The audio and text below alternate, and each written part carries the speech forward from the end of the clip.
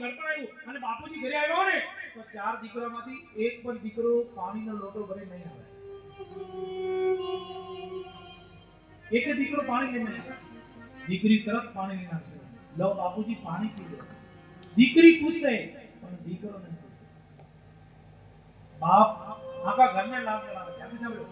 બાપ આખા ઘરને લાડ લડાવે પણ દીકરી એ બાપને લાડ લડાવે. દીકરી એ બાપના હૈયા ઉપર હાથ કરતી હોય અને હૈયા ઉપર હાથ કરનારી દીકરી સાસરે જાય ને એટલે બાપનું હૈયું ફાટી જાય. આ મારી દીકરી સાસરે જાય છે. આ મારી લાડલી સાસરે જાય છે. એ દુઃખ એ જાણી શકે એ વેદના એ જાણે. દીકરી બાપને કેટલું લાડ લડાવે. દીકરી બાપને કેટલો પ્રેમ કરે. દીકરી તરફ કહેશે બાપુજી આજ તમારું મોઢું કેમ ઉતર્યું? દીકરી શું કહે પપ્પાને પપ્પા આજ તમારું મોઢું કેમ ઉતર્યું છે? મમ્મી તમને કંઈક બોલ્યા છે? મમ્મી તમને કંઈક વળ્યા છે? દીકરી તરફ રસોડામાં જશે અને કહેશે મમ્મી આજ મારા પપ્પાનું મોઢું ઉતર્યું. તમે કંઈક બોલ્યા છો? તમે કંઈક વળ્યા છો? ધ્યાનથી સાંભળો. બાપ દીકરી માટે જીવે. બાપ કોના માટે જીવે? દીકરી માટે જીવે. માં દીકરા માટે જીવે. માં દીકરા માટે જીવે. બાપ દીકરી માટે જીવે અને બહેન ભાઈ માટે જીવે. અને જે બાપ દીકરી માટે જીવતો હોય અને એની દીકરી જ્યારે સાસરે જાય ને ત્યારે બાપનું હૈયું ફાટી જાય. બાપ ધ્રુજ કે કરે આ મારી દીકરી સાસરે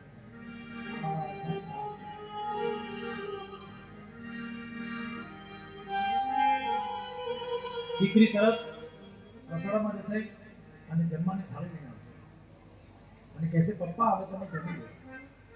બાપુજી બેઠા બેઠા જમે છે. દીકરી બેઠી બેઠી જોવે છે અને બાપુજી એક રોટલી ઓછી ખાધી હોય ને દીકરી તરફ પૂછે બાપુજી તમે આજે એક રોટલી ઓછી ખાધી. બાપ કેટલી રોટલી ખાય છે એ દીકરીને ખબર છે પણ દીકરાઓને ખબર નહીં. અને એવી દીકરી સાસરે જાય ને ત્યારે બાપનું હૈયું ફાટી જાય. હવે મને કોણ પૂછશે બાપુજી મોઢું ઉતરેલું છે? હવે કોણ પૂછશે જમી લો? હવે કોણ પૂછશે પાણી પી લો? હિમાચલ રો રે મહિના મહિને રહે છે. તમામ હિમાચલ વાસી રહે છે. એમની દીકરી સાસરે જાય. बाबुल की दुआएं लेती जा तुझको सुखी संसार. बाबुल की दुआएं लेती जा तुझको सुखी संसार. माई के कभी ना याद आए ससुराल में इतना प्यार मिले. मायके की कभी ना याद आए ससुराल में इतना प्यार मिले.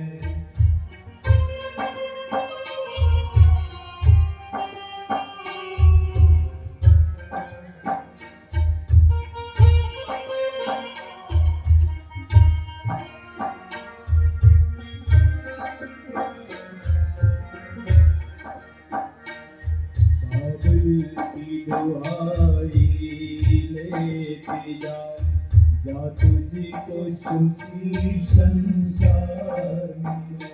मायके की कभी ना याद आए ससुराल में इतना प्यार.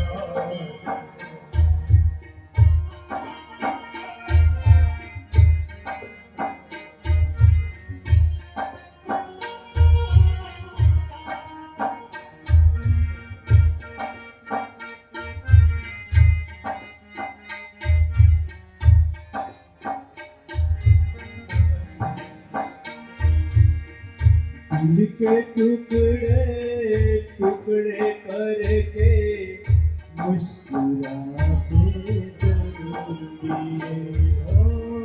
दिल के टुकड़े टुकड़े करके मुस्कुराते जाते जाते ये तो बता जा हम जिएंगे किसके लिए. दिल के टुकड़े टुकड़े करके એક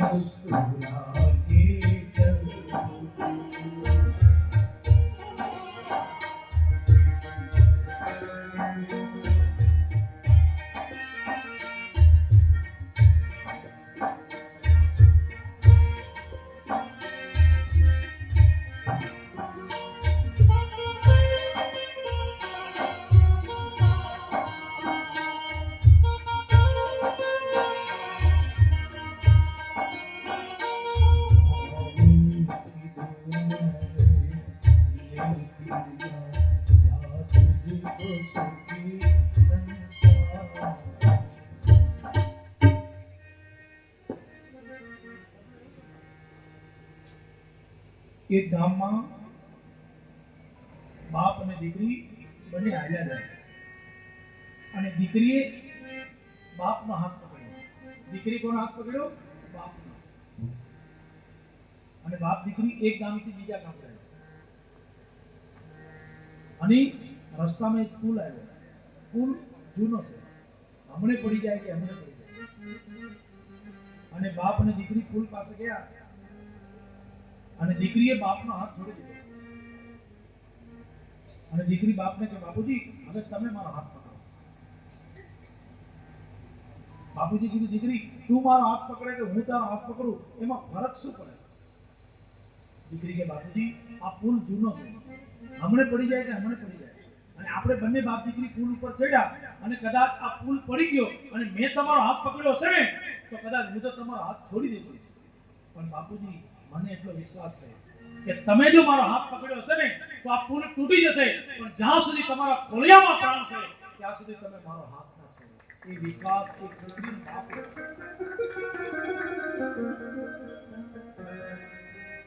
એવી દીકરી સાથે બાપનું હજુ આ મારી દીકરી સાથે આરોગ્ય સાથે જાય છે. હિમાચલ રોડ મહેનત છે તમામ હિમાચલ વાસીઓ કાળજા પીરો કટકો કાટથી છૂટી ગયો. કાળજા પીરો કટકો કાટથી છૂટી ગયો. આ કેરો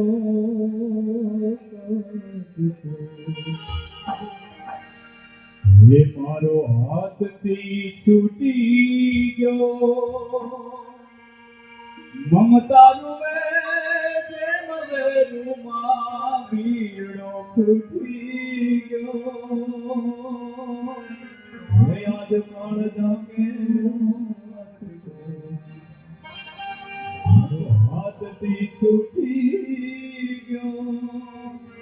જાને ગઈ નિજ ઘરે મારો સુનો માંડવડો. નિજ ઘરે આ સુનો માંડવડો. એ ડુંગરા પાછળ ઉતરી ડોલી, એ ડુંગરા પાછળ ઉતરી ડોલી મારો વીરડો ફૂટી ગયો. આજા પીરો કટકો હાથથી છૂટી ગયો. 7 દિવસથી વૃદ્ધાશ્રમના લાભાર્થે अपना घर चैरिटेबल ट्रस्टના દ્વારા આયોજિત આ વૃદ્ધાશ્રમની સેવા માટે 9 દિવસની જે શિવ પુરાણ કથા રાખવામાં આવી છે, જેનો આજે 7મો દિવસ છે. 7 દિવસ સુધી તમે જો શિવ મહાપુરાણ કથા સાંભળી હોય તો આજ હું તમારી પાસે એક કન્યાદાન માંગુ છું. એક કન્યાદાન માંગુ. કેટલા જણા આપશો? હાથ ઊંચો કરો. કાલે તમે માંગ્યું છે એક કન્યાદાન માંગો કે બાપ તમે તમારી દીકરીઓને સારા સંસ્કાર આપજો. એ સાચું કન્યાદાન. સારા સંસ્કાર. પણ સંસ્કારની વાત ક્યાં કરે? મા બાપમાં સંસ્કાર હોય તો દીકરા દીકરીમાં આવે. મા બાપ સંસ્કારી હોય ને તો સંસ્કાર દીકરા દીકરીમાં આવે, અને મા બાપ સંસ્કારી ન હોય તો દીકરા દીકરીમાં સંસ્કાર આવે નહીં. દીકરા દીકરી સંસ્કાર આપતા પહેલા તમારે સંસ્કારી બનવું પડે.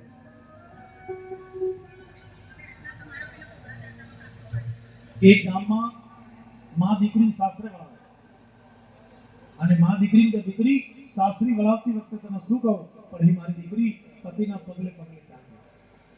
દીકરી કે માં સાંભળ હું બધું જ કરીશ પણ પતિના પગલે નહીં ચાલે. માએ વિચાર કર્યો આ સંસ્કારી દીકરી શું થઈ તો દીકરી પતિના પગલે પગલે ચાલવું એ નારીનો પરમ ધર્મ છે. દીકરી પતિ એ પરમેશ્વર છે, પતિના પગલે ચાલજે.